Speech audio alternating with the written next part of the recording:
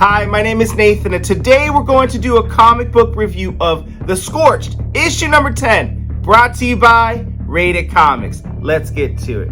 Now, I'm just going to go back and summarize previously what happened. As the battle with the Sin Devourers rages on, the history between the medieval Spawn and the Plague is revealed to be a lot older than the team realized, exposing medieval Spawn's true reasons for joining the team. Now, as this war is being played out, it's controlled by many competing architects. This one has mastered alchemy, and he'll subvert those that'll get in his way. He's not wanting to turn metals into gold. That would just be pointless. What he wants is transformation, turning bodies into his Sin Devourers, creatures powerful enough to destroy everything he hates. And what he hates are the Spawns, the Hell Spawns. Jessica Priest, Haunt, and Gunslinger Spawn are all subjects to his torture right now. He knows his science won't replace their power of religion, but he can meld with it. Then the gods and the monsters contaminating the earth can be purged from the existence. Their exile will finally allow the human race to live their lives free from interference and their persuasions. Now we see, obviously, all three of them getting tortured: Gunslinger Spawn, Haunt, and Jessica Priest. And this Sin Devourer, this lab rat, or this lab hell spot, what you want to call it, talks about commencing liquid dissection, begin autopsy to affirm their chemical construct. Electro shocks blast into the core of the prisoners. Shocks that send Gunslinger reeling into the depths of his own mind. Imagine what he believes Spawn will do. Outlock the dead zones, pen the demons until they were ready to obey him, exposing the Scorched members, making them human once again. And we see Gunslinger Spawn in human form, which is Javier underneath. As a human, Javier sees Spawn like the ranchers and landmen he knew from his own time. Those who always thought they were superior to everyone, who lorded over poor tenant farmers because they could. To Javier, Spawn wasn't fighting against a war. He was building his own empire. He was building his own army. And then we see this guy, this mysterious figure, looking at Gunslinger Spawn being tortured, like, look at him, searching for some sanity to hold on to. When I was a boy in church, they told us to find the light in darkness. They were wrong. I recently realized for survival, I need to embrace the light in darkness. You see, our enemy would create their cults, build armies, and force us to do their will, pitting us at war against one another. I tried warning our government. I told them to forget their partisan fighting and focus on the bigger threat. They ignored me, so I created Project K. Your government should have listened to me, Senator. And this senator, whoever this guy is, I haven't said who this guy is. This guy is obviously the senator because that's what he called him. Our oversight committees aren't built like that. They really move fast. It's not good for their careers. Monets, they didn't allocate the money to you to start a war. They allocated to you to prevent one. You think you could get rid of Spawn without a war, says this guy? Well, he abandoned his team, so why are you starting this war, says the senator. He didn't abandon anyone, says this guy. He has a strategy. He left the team to initiate that strategy, to dominate Earth. That's why I can't kill his team. We need them. We need the team to turn against Spawn. And then we go back to this panel where happened in the last issue, where Medieval Spawn goes on the attack for Plague Spawn. This is where it starts. I gave Soul Crusher and Hunt a chance. I told them Spawn would turn on them. They didn't understand. But this Medieval Spawn has honor in his blood. Medieval will go to Soul Crusher and do our work for us, telling him he murdered Natasha, one of the few humans he cares about. And the others, well, we're in their heads too. And we go into, Jessica Priest. She Spawn's panel where her torture goes into her mind. And the plan was always quite simple.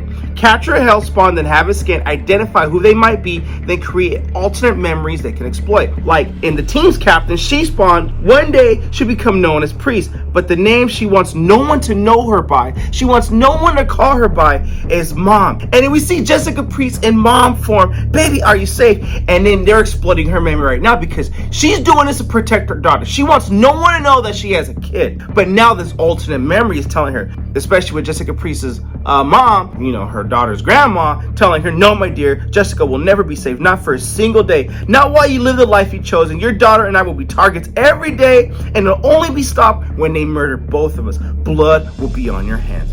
And it's all Jessica Priest lives for, and the one thing she's trying to keep hidden from everyone. Now, Agent Hunt is a different specimen. The souls of two men reside in his one body, him and his brother. His status is his body has been poisoned, infected by a woman named Lydia, a woman he once loved. That's his blood, until she betrayed it and they go to extract more blood. But continue draining his blood is not a hell spawn, but his DNA be of use to us. And the Sin Devourer machine, lab rat, robot, whatever, says draining his blood might kill him. If we keep extracting his blood, it might kill him. But this guy's like, that's a chance I'm willing to take.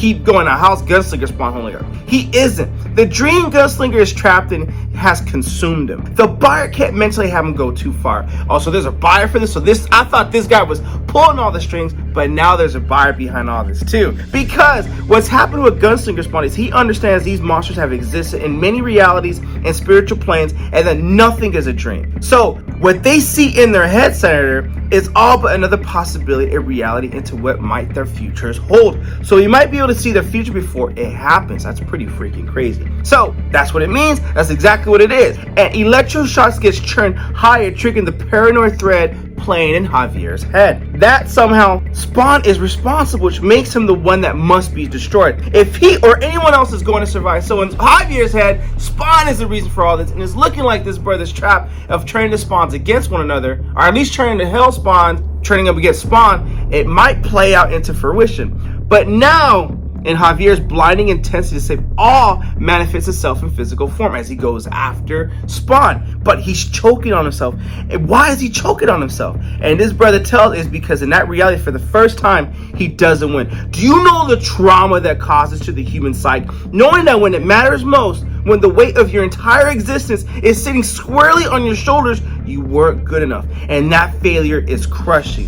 My goal is to learn from those defeats, so I won't replicate their mistakes. Gunslinger may not know how to defeat a power-mad Spawn, but I will. I'll never let another lord rule over me. Not after the way God treated me. I sacrificed my eyes and an arm for him, and he ignored me just like your fellow politicians. But now, I am the curse. Soon, everyone will feel the wrath of that word. Just like this cowboy Gunslinger Spawn. See, they're looking at him, and dude, and this guy is crazy. Like, I am his salvation. I am the path to his salvation. The sooner he understands that, so the sooner his soul could be saved. If you let them live, won't they try to kill you, says the senator? I'm sure they will. They might even succeed, but not if they all have been banished to hell. They now have a choice to make. Stop me or stop Spawn. His darkness is much bigger than mine. I'm betting they'll do the right and honorable thing. And we see Medieval Spawn about to do the honorable thing.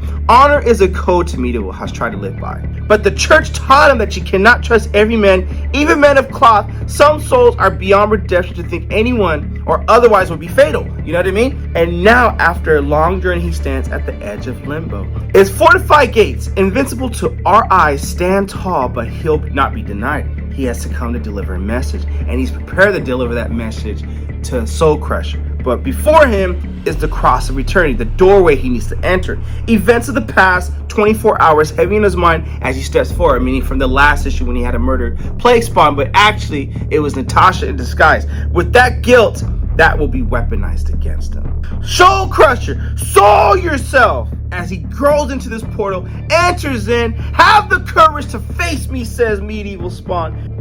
The thing is, who Soul Crusher would just recently learn no longer is him. He's been in limbo for so long that he's turned into Soul Crusher, is now the king of limbo. What do you suppose that kind of loss does to a man? Being trapped in limbo for so long. And in prison, Hellish Giant holds that answer. And that's Soul Crusher because he was trapped in limbo for so long because Spawn took him there.